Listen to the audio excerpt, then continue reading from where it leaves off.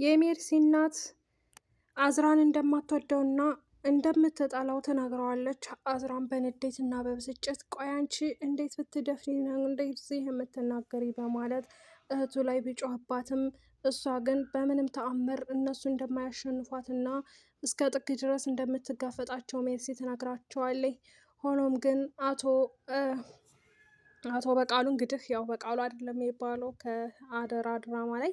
ስለዚህ በዚህ ድራማ ላይ ደግሞ አቶ እስከንደር ልጁን አንቺ ልጅ ትሰሚኛለሽ ከዚህ ሂጅ ነው የምልሽ በማለት እንግዲህ ቢበሳጭባትም ቢናደድባትም እሷ ግን አይኗን አፍጥጣና አይኗን መጉልጣ መናገርን መርጣለች። ሆኖም ግን አቶ እስከንደር እጇን አንጠልጥሎ ወደ ክላሷ ይዟት ይሄዳል። እዝራን በንዴት እና በብስጭት በተዋጠው ፊቱ ቁሞ ማዘን ጀመረ። ከዛም እንግዲህ ሀብል ጠጋለች እና አይዞህ በማለት እሱን ማባባልና ማረጋጋት ትጀምራለች። ቢሆንም ግን እንግዲህ አዝራ እናቷ እንዴት እንደምትጠላው እንደዚሁም ደግሞ ምን ያክል ጥላቻ ለሱ እንዳላት በግልጽ ስለነገረችው በጣም አዝኗል ማለት ነው። እንግዲህ አዝራ እናቱ ለምን እንደምትጠላው እናትያ እንደሆነች እርግጥ ነው። ምክንያቱም እናት የወለደችውን ልጅ አለምንም ምክንያት ልትጠላ አትችልም። እንግዲህ አክስት ተብዬዋ የድርጅቱን ግማሽ ፐርሰንት ወደ ስሟ እንደምታዞርላት እና እንደዚሁም ደግሞ ያላትን ንብረቶች በእሷ ስም እንድታዞርላት ትነግራታለች። ይቺ ደግሞ የማትረባ ልጅ የሆነችው ደግሞ ሜርሲ ችግር የለውም አዞርልሻለሁ በማለት ለእሷ ቃል ትገባላታለች። እንግዲህ እሷ ንብረቷን ወደ እሷ ካዞረችላት ያቺ ልጅቱ ማንም ሳይሰማና ማንም ሳያውቅ ነው ይህንን ነገር ለእኔ ማዞርና ለእኔ ማድረስ ያለብሽ በማለት እንግዲህ ትነግራት። እሷም ችግር የለውም ላንቺ አዞርልሻለሁኝ ችግር የለውም እሰጥሻለሁ በማለት ቃል ገብታላት በነበረበት ሰዓት በዛን ጊዜ እንግዲህ ልጅቷ አለምንም ጥርጥር ግማሽ ፐርሰንት የድርጅቱን ለራሷ አድርጋ እንደምትወስድ በደስታ ፈንጥቃለች። እንግዲህ ባዩሽ ተብዬዋ እንደዚሁም ደግሞ በኖላዊ ድራማ ባዩሽ ነው የምታውቋት። በሀብል ድራማ ደግሞ መነን ተብላ ትታወቃለች። እንግዲህ መነን ሀብልን እናቷ እንደመጣች እናቷን ሌላ ልጅ ታስተዋውቃለች ይችና ልጅሽ ብላ። ምክንያቱም በሌላ ድራማ የምታውቋት ደግሞ ሀና ሁና በዚህ መታለች። ሰላም ማለት ነው። በዳጣ ድራማ የምታውቋት ሰላም በዚህ ደግሞ ሀና ሁና መታለች። እንግዲህ ሁሉንም እንዲገባቸው አድርጌ ነው ማስረዳቸው። ሀና እንግዲህ ልጇን ለማግኘት ከስንት ሀገር አቋራጭ መጣ ልጇን ለማግኘት ያደረገችው ጥረት እንደዚሁም ደግሞ ልጇን በልጅነት እንደወለደች ጥላት እንደሄደች እና አሁን ስታድግ መታ ልጅን ስጪ ማለቷ አግባብ አይሆንም። እንግዲህ ወይዘሪት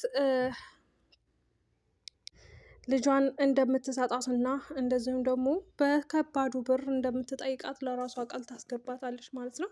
አሰላሙ አለይኩም ወራህመቱላሂ ወበረካቱ። የተከበራችሁ የቻናል ቤተሰቦች ሰላም ሰላም ብያለሁ። ውድ ክርስቲያን ወገኖቼ ሰላማችሁ ዛሬ በያላችሁበት። ለዚህ ቤት አዲስ የሆናችሁ እስኪ ላይክ፣ ሸር፣ ሰብስክራይብ እያደረጋችሁ አበረታቱኝ። የምታበረታቱኝ ደግሞ እጅግ ከልብ ነው ማመሰግነው። ውድ ሀገሬ ልጆች ዛሬ እንግዲህ በሀብል ድራማ ክፍል 15 ይዤላችሁ መጥቻለሁ። የሀብል ድራማ እንግዲህ ደስ የሚልና አስተማሪ የቤተሰብነትንና እንደዚህም ደግሞ በትዳር መሀል አለፍቅር ተጋብቶ ፍቅር በስተኋላ እንደሚመጣ የተገነዘብነው ድራማ ነው።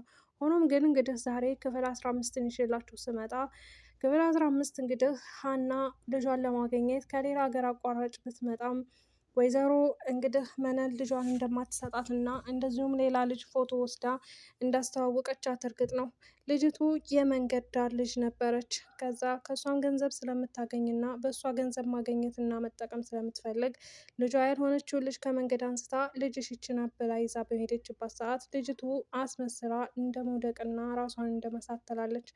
እንግዲህ በዛን ሰዓት አረ ውሃ የለም እንዴ በማለት እንግዲህ ሀና ትጮኻለች። ሆኖም ግን ምንም የሚደርስላቸው ሰውን እንደሌለና መነን ለገንዘብ ስትል ምንም ነገር ማድረግ እንዳለባት ስለምታውቅ ሁሉንም ነገር ለገንዘብ እና ለሁሉም ነገር ብላ አሳልፋ ትሰጣለች ማለት ነው። የገዛ ልጇን ብትሆንም ስለዚህ ልጇ ሀብል ከእስር ቤት ወጥታለች። ሀብል እንደሆነች ልጇ ግን አታውቅም ማለት ነው። በእሷ ፈንታ ሌላ ሰው ስለሆነ ልጅሽ ናት ብላ ያሳወቀቻት።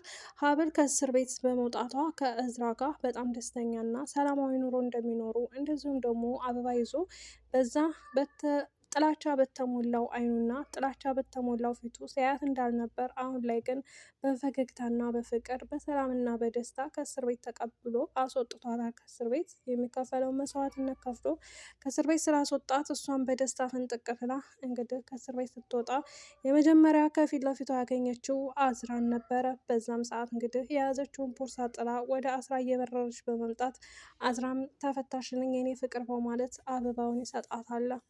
እሷም በደስታ ፍንጥቅ ብላ ወደ ቤት እየሄዱ በነበረበት ሰዓት አባታቸው የሆነው እንግዲህ አቶ እስከንደር ልጅ የቀረ ሚስቴን ላምጣት ብሏል ነበር እንዴ ሄደው እያለ እሱም በጉጉት ይንጎራደዳል ከቤት። ሆኖም ግን እንግዲህ አዝራ ሚስቱን ይዞ ወደ ቤት በሄደ ሰዓት ናልቀፈ ልጅ በማለት አቶ እስከንደር ልጁን በደንብ አድርጎ ያቅፈዋል። እሷንም ያቅፋታል።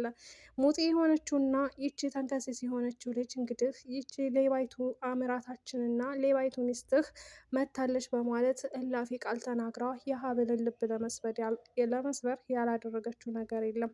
ሆኖም ግን እነሱ ፊት ሊሰጧትም ሆነ እሷም ደግሞ ሀብል ልትናገራት አልቻለችም። በዛን አጋጣሚ እንግዲህ እናቷ እንዴት እንደምትጠላው እዝራን ለምን እንደምትጠላው እና እሱ ያለውን ንብረት ወስዶ እኔን እንደምታስወግደኝ ስለምታውቅ ነው በማለት እንግዲህ በዛኔ እሱም ቤተሰቡም አንቺ እህት ያደለሽ እንዴ እንዴት እንደዚ አይነት ነገር ታስቢያለሽ በማለት ሁሉም ቢቆጧትም እሷ ግን ቅንጭላቷ በሙሉ የተሞላው በክፋትና እንደዚሁም ሰዎች እንደዚህ ነው ብለው ባሏት በተለይ በአክስቷ ነው ቅንጭላቷ መጥፎ ነገር እንዳስብ የተደረገው ማለት ነው። እንግዲህ አክስት ተብዬዋ የማታደርገው እንደዚሁም የማትፈነቅለው ድንጋይ የለም ለንብረት ብላ። ስለዚህ በየትም አጋጣሚ ቢሆን በየትም አጋጣሚ ንብረቱን ማግኘት ስለነበረ እቅዷ እንግዲህ የድርጅቱን ግማሽ ፐርሰንት የእናቷን ውርስ ወደ እሷ እንደምታዞርላት ተስማምተዋል። ስለዚህ ንብረቱን ወደ እሷ ስታዞርላት ማንኛውም ቤተሰብ ሆነ ማንም ሰው እንዳውቅ እንደማትፈልግ እርግጥ ነው። ስለዚህ ለማንም ሰው እንዳትናገሪ ስላለቻት እና ወንድሟ ድጋሚ ወደ እስር ቤት እንደሚወረውራት ስታውቅ በጣም በወንድሟ ላይ ተናዳለች። ይሄ አሁን ወንድሜ ነው የኔን ውድቀትና የኔን መከፋት ስለሆነ የሚከታተለው ወንድሜ ሊሆን አይችልም እያለች በጣም ተናዳ ነበር። ቢሆንም እንግዲህ ወንድሟ ወደ እስር ቤት ከወረወራት በእሱ ላይ ተስፋ እንደምትቆርጥና እንደዚሁም ደግሞ ቤተሰብ እንደሌላትና የእናቷን ንብረት ሽጣ ወደ ሌላ ሀገርም ልሄድ በማለት በማሰብም ያ እንደማይሆን አክስት ተብዬዋ ነግራታለች። ውድ ቤተሰቦቼ እንግዲህ ዛሬ የሀብል ድራማን ይዤላችሁ የመጣሁት ዛሬ እንግዲህ ይህንን ይመስል ነበር። በቪዲዮ ላይ በሀሳቤ ላይ ሀሳብ አስተያየት ካላችሁ ከታይ በኮሜንት አስቀምጡልኝ፣ በኮሜንት መልሳለሁኝ ኢንሻአላህ። ውድ ቤተሰቦቼ ለነበረን ቆይታ አመሰግናለሁኝ። ለምትሰጡኝ ድጋፍ አይዞሽ በርቺ ለምትሉኝ ለምታበረታቱኝ በጣም አመሰግናለሁ። ወዳችኋለሁ። መልካም ምሽት ይሁንላችሁ። ባይ ባይ።